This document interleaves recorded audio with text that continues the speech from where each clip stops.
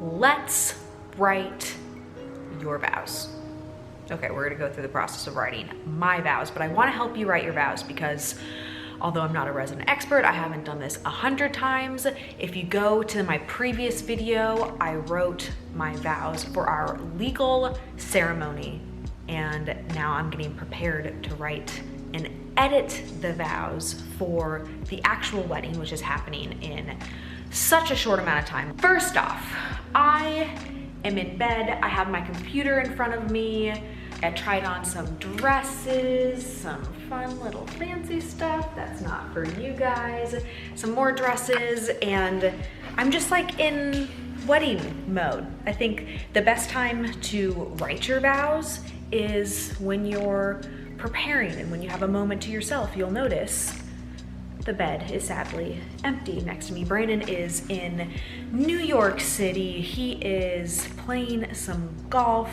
He has a tournament this weekend, so I get to be all by myself. I feel like I'm getting grounded, I'm getting prepared, I'm doing all the little things that can fully take my attention for this last weekend ahead of getting married / having a wedding. Let me take you into the kitchen.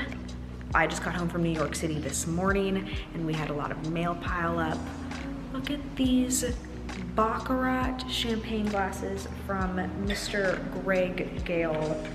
Seriously, so sweet. I mean, like Baccarat, that's no joke. Thank you, Greg. And then I got these beautiful flowers from the Cullum Homes team. They are our home builders in Scottsdale. Go to the video, I'm gonna put the link here. I think it's fun when people put attention into little details. And you don't have to put too much attention to these things, but when you have an idea, execute. Learn how to execute on your ideas. So in the technical ceremony, Brandon and I read from our cell phones. Again, there's the wedding video, you can watch it, where we exchange vows. We read from our cell phones. I don't really wanna be holding my cell phone up on the, like at the altar. So I had these books printed. Look at these. Can we get a good shot of that?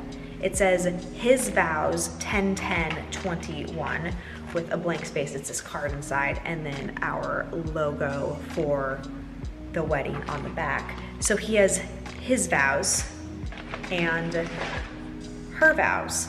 That way I can put it, stuff it in the jacket pocket, don't have to have my phone on me, and it's the same exact painting that is on the invite. This painting is what we'll be standing under. This is what the altar is gonna look like. I wanna keep these forever. I wanna frame them. It's really going to be special for me. If you can, like put a little bit of detail into your vow book so that it looks pretty and it's on theme. If you are going to do this, one thing I recommend that I haven't utilized yet, but I'm about to, just print some extra copies, okay? You don't wanna jack this up. So you can do the first one, make some mistakes. Lucky you, you got a second one just in case. All right, I'm not somebody who likes to do things from scratch. I like to have a template. I like to fuss with things. If something can be 50% of the way there, I can add to it. And so I looked up 3 different websites for just vow ideas. The framework that I had going into looking at templates was I want to be able to have the commitments that I'm making to myself be first, because I believe that in marriage, for us to be truly successful, like I have to be committed to me. I have to go after my goals. I have to go after my dreams. I have to be the person that somebody would want to be in a relationship with. It's my job to create an environment for myself where I don't let myself go. Then I wanted to move to what commitments am I making to him? When you sit back and think about that, like what are you willing to do for the person that you love?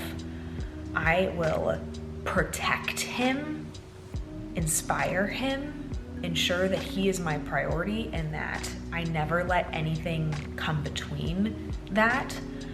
I want him to be him, have him go after his goals, and to never tell him no when it comes to the things that he wants in this life. These are my commitments to him. So it's like, okay, what are my commitments to me? What are my commitments to Brandon? And then what are my commitments to our relationship? I am like crazy protective of us. I'm a mama bear when it comes to our relationship, but then what am I committed to in order to put in energy? So I really like this idea of me, him, us. I knew this ahead of time before the templates, but the templates really did help. What's unique about our relationship is that we have beat the odds. I think starting with a statement of what have we done and having a little bit of a dramatic pause and being able to make eye contact. What I stole from Heather Block, which was very helpful. Marry your freaking best friend on the face of this planet and don't settle, because I'm not here to talk about how amazing my relationship is or how wonderful or blissful or like a fairy tale it is. It's been challenging, it's been difficult, no question, but he is incredible.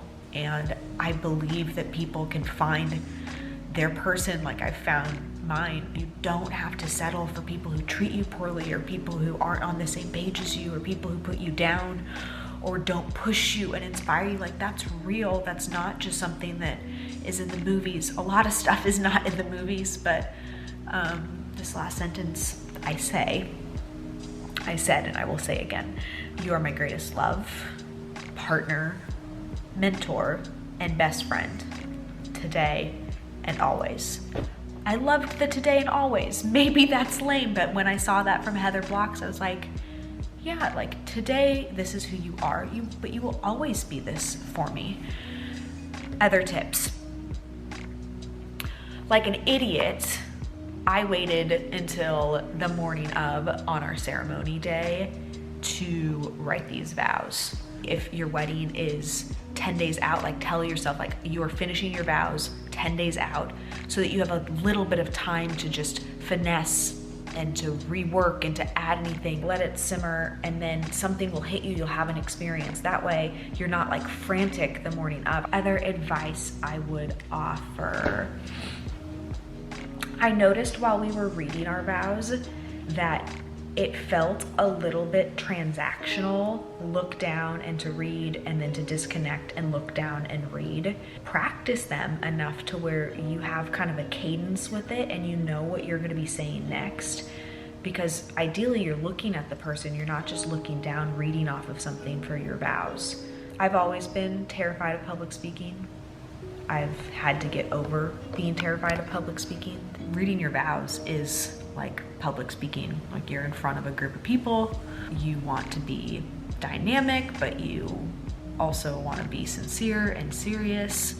My mother, I love my mother. She, when I was growing up, would make me stand on our fireplace and make a speech. I highly recommend you look in a mirror and you like actually read this and you practice what your pauses are. Those are my wedding tips for how to write your vows. There's no perfect way to do this. I would just emphasize that the most important thing to keep in mind in all of this is that it's the two of you making a commitment to each other. Take this moment to reflect back, but also think of it as like the starting point of what you're going to create together with your future. How did your vow writing process go?